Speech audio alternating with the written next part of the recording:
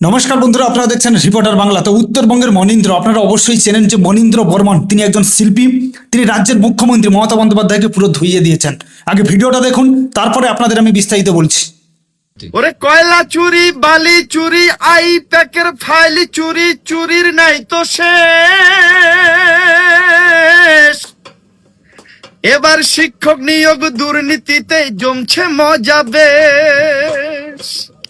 ওরে হাজার হাজার চাকরি চুরি, ওরে হাজার হাজার চাকরি চুরি, লজ্জাহীনা চোরের রানী, দুর্নীতিবাজ ভ্রষ্টাচারী, ভণ্ডামিতে এক নম্বরী, দুর্নীতিবাজ ভ্রষ্টাচারী, ভণ্ডামিতে এক নম্বরী। ওরে 26,000 ছেলে মেয়ের চোখের জলের দাম, দিতে হবে পিসিরে তোর 26 আগমন। 26,000 ছেলে মেয়ের চোখের জলের দাম, দিতে হবে পিসিরে তোর 26 আগমন। ও তোর মন্ত্রিসভা পাপের পুড়ি, ও তোর মন্ত্রিসভা পাপের পুড়ি, সেই পুড়ির তুই অধিষ্ঠাত্রী, দুর্নীতিবাজ ভ্রষ্টাচারী, ভণ্ডামিতে এক নম্বরী, দুর্নীতিবাজ ভ্রষ্টাচারী, ভণ্ডামিতে এক নম্বরী।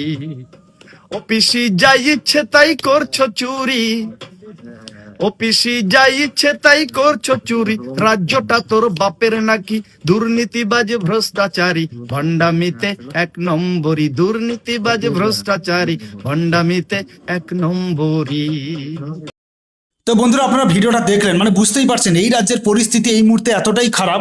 আপনারা কয়েকদিন আগে দেখেছেন যে যখন ইডি রেড করতে আসে, যে আইপ্যাকের যে অফিস রয়েছে সল্টলেকে, এবং তার যিনি কর্ণধার রয়েছেন প্রতীক জৈন, তাকে যখন অ্যারেস্ট করতে আসে, অ্যারেস্ট হবে কি না হবে সেটা তো পরের বিষয়, কিন্তু ইডি যখন এসেছিল সেই সময় খবর যায় মমতা ব্যানার্জির কাছে, এবং মমতা ব্যানার্জি তার দলবল নিয়ে এসে ইডির দপ্তরে ঢুকে তাদের কাছ থেকে জোরপূর্বক কিছু ফাইল কেড়ে নেন, হার্ড ডিস্ক বা ল্যাপটপ, এরকম কিছু আমরা যেগুলো দেখতে পেলাম খবর নিউজ চ্যানেলে, তো সেগুলো মোটামুটি তিনি নিয়ে নেন। তো আমরা এটুকু বুঝতে পারছি যে এতদিন বাংলার মানুষ বা আমরা যেটা জানতাম যে তৃণমূল হচ্ছে একটা চোরেদের দল, তো আমরা এতদিন বুঝতে পারতাম না অ্যাকচুয়ালি এদের মালিককে, মানে চোরেদের মালিককে আজকে জানতেই পারলাম, বা এখন আমরা বুঝতে পারছি যে সমগ্র চোরকে বাঁচাতে মমতা ব্যানার্জি কিন্তু উঠে পড়ে লেগেছে, এবং তিনি তার দলকে বুঝিয়ে দিয়েছেন যে আমি যতক্ষণ আছি তোমাদের চিন্তা করার কোনো কারণ নেই, তার কারণ তোমরা চুরি করো, ডাকাতি করো, সবকিছুর জায়গায় কিন্তু আমি প্রতিবাদ করব, তবে চুরি কিন্তু করব, সেটা কিন্তু বন্ধ করব না।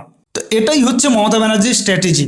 মানে সত্যি আমরা মমতা ব্যানার্জির বিরোধিতা করেও তা আমরা এখন বলতে বাধ্য হচ্ছি যে হ্যাঁ, মমতা ব্যানার্জি এটুকু অন্তত তার দলের কাছে মানে সাপোর্ট দিয়ে দিচ্ছেন যে চুরি হোক ডাকাতি হোক তোমরা করতে থাকো, সেগুলো আমি ঠিক সামলে নেব, তোমাদের ওইগুলো কোনো চিন্তা করতে হবে না। কারণ যেখানে ইডির হাত থেকে ফাইল কেড়ে নিচ্ছে বা হার্ড ডিস্ক, সেগুলো সব ইডির মানে ইডি ঢুকেছে তাদেরকে মানে অবহেলা করে সেগুলো বের করে নিয়ে আসতে পারছে, তো বাকি তোমরা কোথায় কি চুরি করলে সেগুলো তো সামান্য ব্যাপার।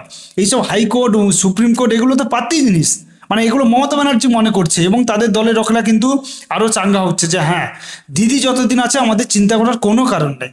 তো যাই হোক, এটাই আপনাদের বলানো। এক এক করে প্রত্যেকে কিন্তু মমতা ব্যানার্জিকে পুরো ধুয়ে দিচ্ছেন। মনীন্দ্র বর্মন তিনি এর আগেও কিন্তু প্রতিবাদ করেছেন, এবং এই রাজ্যের আমরা যতজন প্রতিবাদী মুখ দেখতে পাচ্ছি তাদের মধ্যে একজন হচ্ছে মনীন্দ্র বর্মন। আপনারা জানেন যে কয়েক মাস আগে তো ওনাকে কিন্তু পুলিশ অ্যারেস্ট করবে বলে এরকম খোঁজাখুঁজি করছে, তো বিরোধী দলনেতা তাকে সাপোর্ট দেওয়ার জন্য কিন্তু পুলিশ আর তাকে অ্যারেস্ট করতে পারেনি। যদিও আমরা আমাদের পশ্চিমবঙ্গে এই মুহূর্তে যতজন হিন্দুরা বিপদে পড়েছে প্রত্যেকেই কিন্তু একজন মানুষকে পাশে পাচ্ছে, তার নাম হচ্ছে শুভেন্দু অধিকারী।